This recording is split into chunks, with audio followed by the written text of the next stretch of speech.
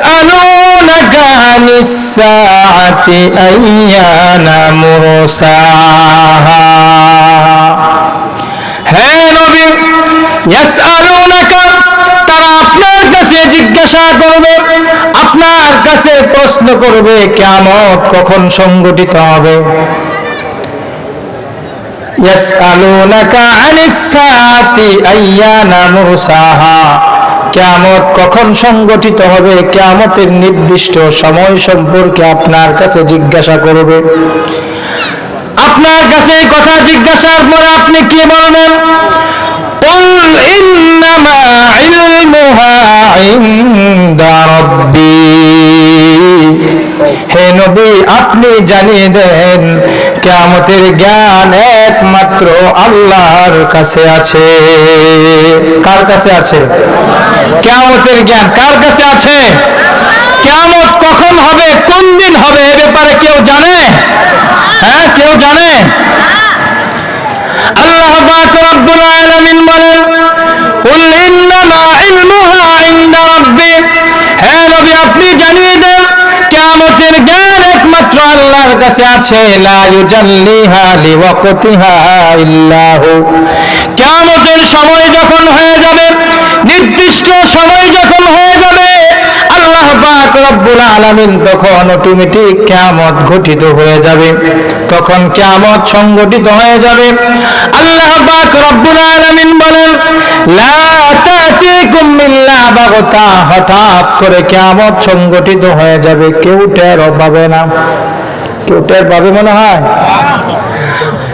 লা তাতিকুম ইল্লা বাগতা, হঠাৎ করে কিয়ামত সংঘটিত হয়ে যাবে।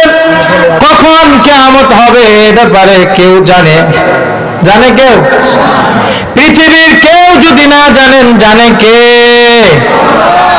আল্লাহ পাক রব্বুল আলামিন লা তাতিকুম ইল্লা বাগতা, এমন সময় তিনি কিয়ামত ঘটিয়ে দিবেন কেউ কোনোদিন কল্পনাও করতে পারবে না।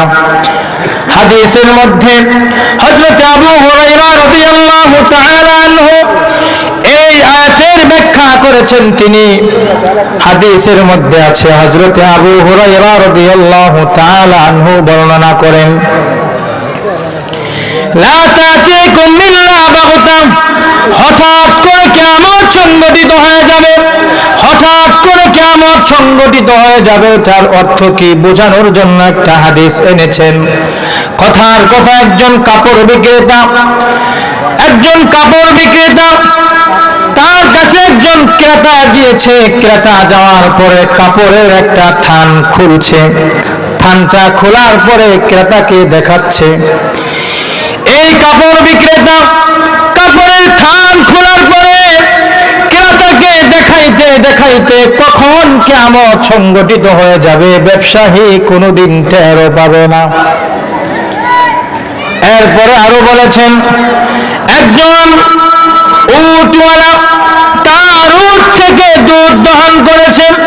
এই দুধ দহন করার পরে এই দুধ বাড়িতে নেওয়ার আগে কখন কিয়ামত সংঘটিত হয়ে যাবে দুধওয়ালা ব্যক্তি কোনোদিন টেরও পাবে না।